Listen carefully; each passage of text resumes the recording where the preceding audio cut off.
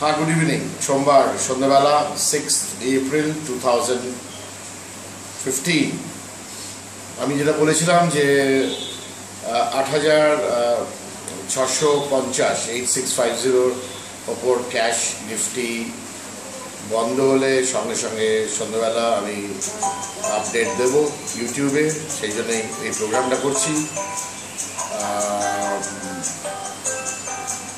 দিল এবং কালকে RBI credit policy, nothing to worry about it. I don't think the market is expecting some kind of rate cut. So rate cut যখন expect করছে না, সেখান থেকে হয়তো বাড়তি ঝামেলা নেই।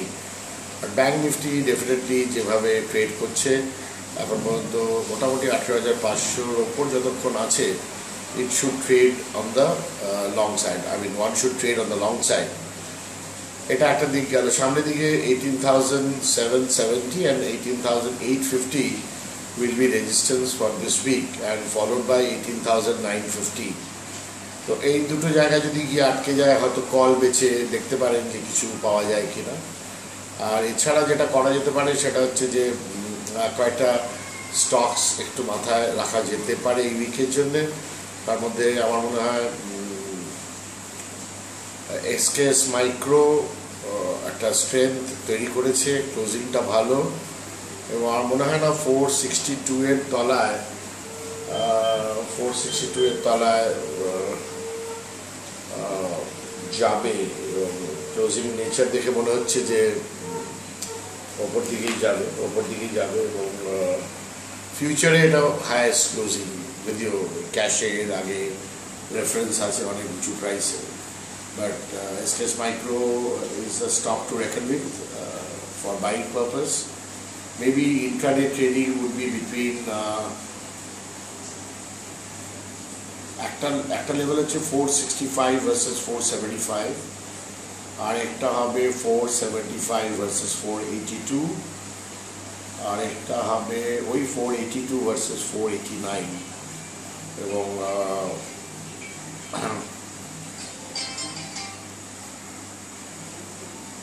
10 মিনিট পরে ফোন করো, জাস্ট 10 মিনিট পরে। এশিয়ান ফিউচার যেটা বলছিলাম, রেজিস্ট্যান্স 134 135 ফিউচার হতে পারে, তার এগেইনস্টে রিট্রেসমেন্ট হওয়া উচিত। যদিও ব্রেকআউট করে যেতে পারে, বাট রেজিস্ট্যান্সটা হতে পারে এবং পুল back up to 122 would be safe, I think, because volume parameters are very good.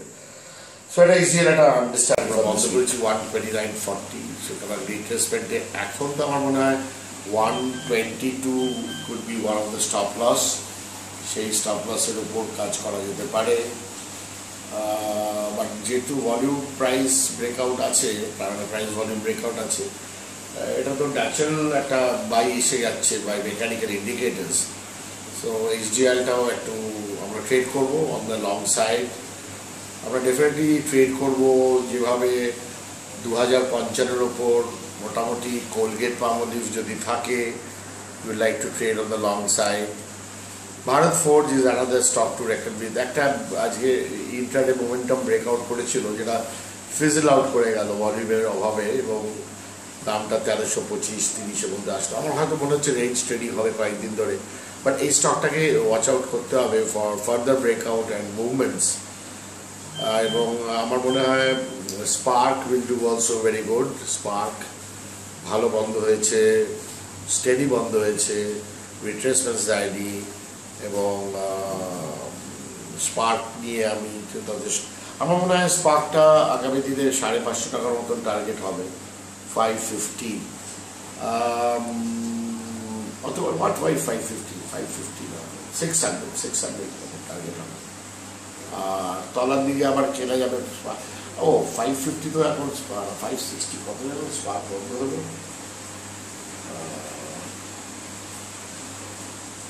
Spark বন্ধ হলো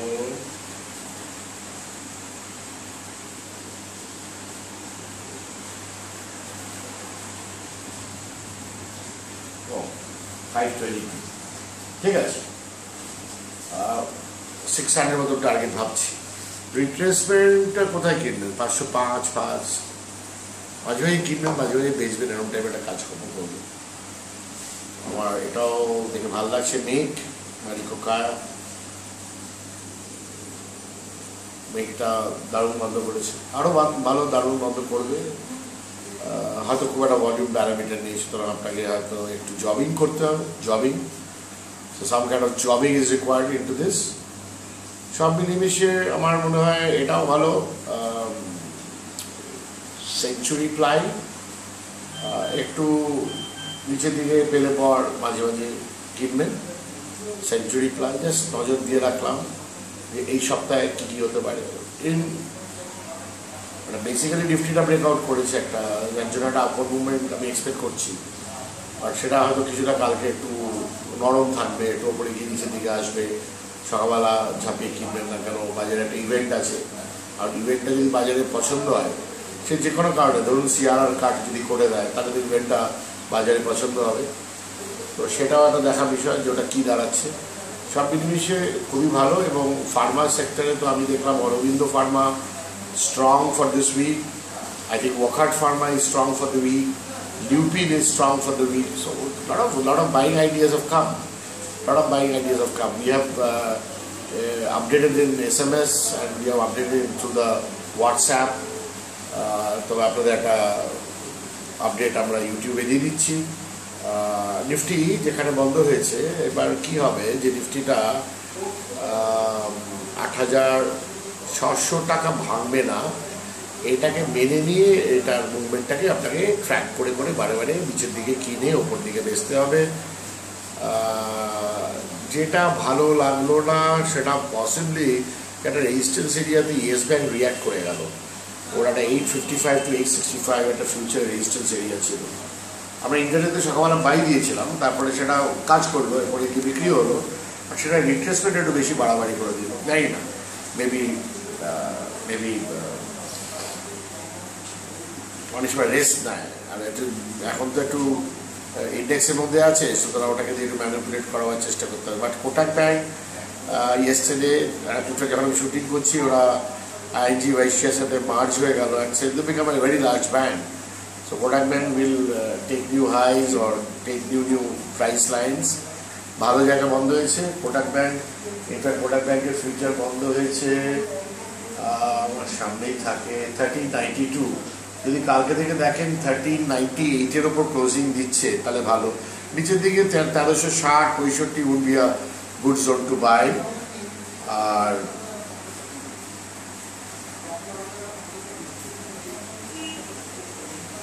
হেক্সাভার একবার টানাটানি করার চেষ্টা করছে, দেখে নিন। হেক্সাভারটা 321-23-এর ওপর 321-এর ওপর ট্রেড করে কিনা, তাহলে একটা নতুন আইডিয়া হতে পারে।